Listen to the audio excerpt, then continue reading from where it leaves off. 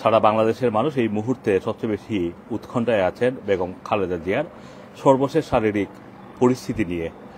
তাদের উৎকণ্ঠা যেমন বেগম খালেদা জিয়াকে নিয়ে আছে, ঠিক একইভাবে তাদের অনেকেরই জিজ্ঞাসা তারেক রহমানের বর্তমান অবস্থান কি এবং তিনি কোথায় আছেন। গতকাল গভীর রাতে বাংলাদেশে মোটামুটি এক ধরনের সংবাদ অথবা গুজব বলা যায় ছড়িয়েছে যে তারেক রহমান ফ্লাইটে উঠেছেন এবং যে কোনো সময় তিনি বাংলাদেশে নামবেন। এই ধরনের একটি কথা আমরা শুনতে পাচ্ছিলাম গতকালকেও।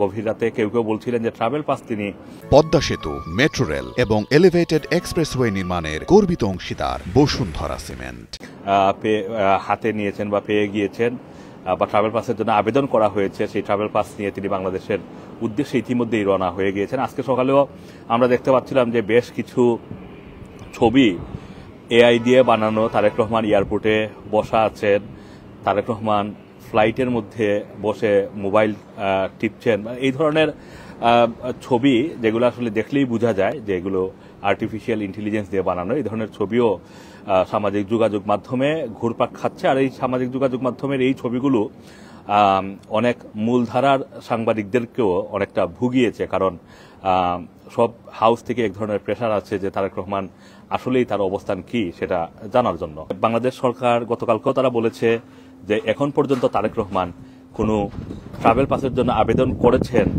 এই ধরনের কোনো তথ্য তাদের কাছে নেই। সুতরাং ট্রাভেল পাস যে কোনো মুহূর্তে আবেদন করলে তারা যে কোনো মুহূর্তে সেটা ইস্যু করতে সরকার প্রস্তুত আছে। সুতরাং এই সব কিছু বিবেচনা করলে এবং আমাদেরও যে সোর্স এখানে রয়েছে তাদের কাছ থেকে আমরা যেটা নিশ্চিত হয়েছি যে এখন পর্যন্ত ট্রাভেল পাসের জন্য কোনো আবেদনই করা হয়নি অথবা পাসপোর্টের জন্য কোনো আবেদন করা হয়নি। সুতরাং এই দুটি বিষয় হিসাবে ধরলে তারেক রহমান এই মুহূর্তে এখনো যে এই যে যেভাবে বলা হচ্ছে, সকালে বলা হচ্ছে যে বিকালে চলে যাচ্ছেন, বিকালে বলা হচ্ছে রাতে চলে যাচ্ছেন, রাতে বলা হচ্ছে যে তিনি ইতিমধ্যেই ফ্লাইটে উঠে গিয়েছেন, এই ধরনের তথ্যগুলো আসলে বিভ্রান্তিমূলক তথ্য। এখন পর্যন্ত তারেক রহমান এখনো ব্রিটেনেই অবস্থান করছেন, এখনো তিনি তার বাসায় থেকেই তার মায়ের চিকিৎসার সর্বশেষ সবকিছু তিনি মনিটর করছেন। তার স্ত্রী জুবাইদা রহমান, ওনার নেতৃত্বেই কিন্তু মেডিকেল টিম কাজ করে যাচ্ছে। সুতরাং তিনিও সার্বক্ষণিকভাবে বেগম জিয়ার চিকিৎসার খোঁজখবর নিচ্ছেন। অনেকেই মনে করছিলেন যে জুবাইদা রহমান এবং তারেক রহমানের মেয়ে জাইমা, এই দুজনকেই হয়তো তারেক রহমান খুব দ্রুত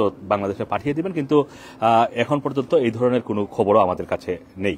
সুতরাং সামাজিক যোগাযোগ মাধ্যমে যে ধরনের তথ্যগুলো ছড়াচ্ছে এর বেশিরভাগই হচ্ছে বিভ্রান্তিমূলক তথ্য, ছবিগুলো ছড়ানো হচ্ছে বিভ্রান্তিমূলক ছবি। সুতরাং এই সব কিছু মিলিয়ে তারেক রহমানের আপাতত আজকে পর্যন্ত বাংলাদেশে যাওয়ার কোনো খবর নেই। তিনি এখনো ব্রিটেনে অবস্থান করছেন, এটাই হচ্ছে সর্বশেষ সংবাদ।